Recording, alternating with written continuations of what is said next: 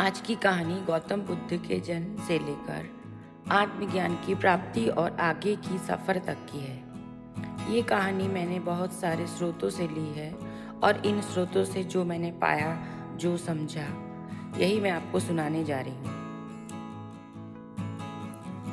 एक आम इंसान से महान बनने की कहानी। वैसे तो कुछ लोग कहते हैं कि ऑलरेडी भगवान थे, अवतार थे। जो बुद्धिज्म है वो दो भागों में डिवाइडेड है, महायान और हीनायान। महायान वाले कहते हैं बुद्ध भगवान है और उनकी पूजा करनी चाहिए। हीनायान वाले कहते हैं वो तो एक आम इंसान थे जिसको मोक्ष की प्राप्ति हुई। बुद्ध का जन्म लुम्बिनी में हुआ था 624 बीसी में, जो कि अभी नेपाल में है। राजा शुद्धोधन और माया देवी के पुत्र थे। उनके बचपन का नाम सिद्धार्थ था। वो शाक्य मुनि थे, क्षत्रिय थे और बहुत विद्वान थे। उनके जन्म के 7 दिन बाद उनकी माँ माया देवी की मृत्यु हो जाती है और उनके मौसी ने उनको पाल पोस के बड़ा किया। उनके जन्म से पहले माया देवी को एक सपना आया था कि व्हाइट एलिफेंट उनके चरणों में कमल अर्पित कर रहे हैं। जब इस सपनों के बारे में पूछा गया ऋषि मुनियों से, तब उन्होंने प्रेडिक्शन किया, भविष्यवाणी की कि ये जिनका जन्म होने वाला है ये होली मैन या सेज बन जाएंगे, ये मोक्ष की प्राप्ति के लिए निकल जाएंगे, वैराग्य ले लेंगे। इसी कारण से उनके पिता शुद्धोधन बहुत डर गए। अब क्या था, इनको बहुत ही शानो शौकत से पाला गया। इनके पिताजी सारी दौलत गौतम बुद्ध के लिए न्यौछावर कर दिए थे। उनके पिताजी नहीं चाहते थे कि गौतम बुद्ध को किसी प्रकार की दुख मिले। वो चाहते थे कि वो महान इंसान बने। उनके पिताजी चाहते थे कि सिद्धार्थ महान राजा बने, पूरी दुनिया में राज करे।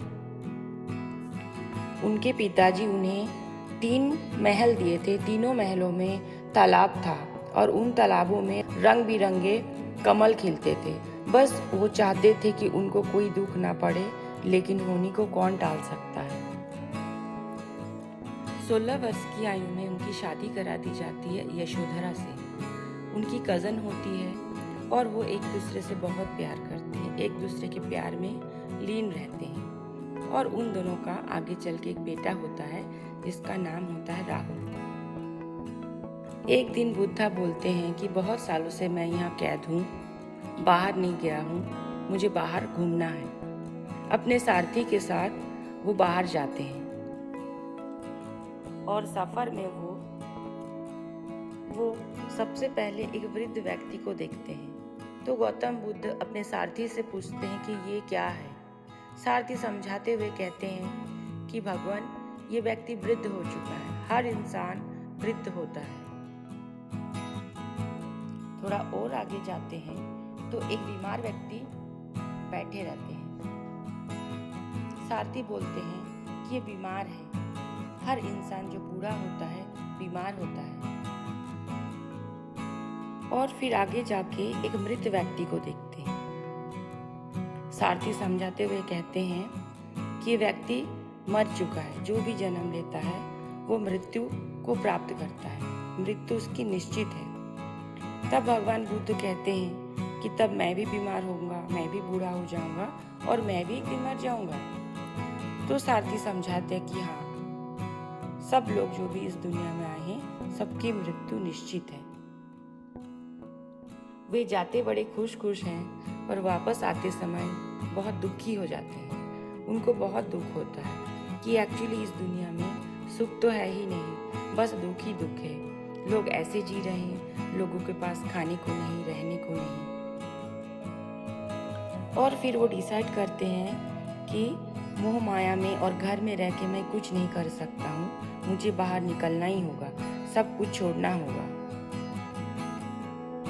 अब क्या होता है कि जैसे वो घर छोड़ने लगते हैं, गॉड ऑफ डिजायर जिनका नाम होता है मारा, वो आ जाते हैं। वो इच्छाओं की बारिश करते हैं और उनको बोलते हैं कि तुम कहाँ जा रहे हो। सब कुछ तो तुम्हारे पास है। लेकिन गौतम बुद्ध का इन बातों पर कोई असर नहीं होता है और वो फाइनली घर छोड़ देते हैं, घर से निकल जाते हैं। अब ये सच्चाई की तलाश करने के लिए निकलते हैं। उनके पास सवाल होता है कि दुख क्यों है, दुख का कारण क्या है, ये उनको ढूंढना होता है। और वो ढूंढते ढूंढते अपने पहले गुरु अलारा कलमा, जिनका नाम होता है, उनके पास पहुंचते हैं। वहाँ जाके वो बहुत स्ट्रगल करते हैं, योगा सीखते हैं और मेडिटेशन की बहुत सारी टेक्निक सीखते हैं। ये सारी चीज़ें उनको आगे के सफ़र में बहुत काम आता है। आज के लिए इतना ही। और आगे उनके साथ क्या होता है, कैसे उनको आत्मज्ञान की प्राप्ति होती है और वो ज्ञान हम तक वो कैसे पहुंचाते हैं, आगे की वीडियोस में मैं बताऊंगी।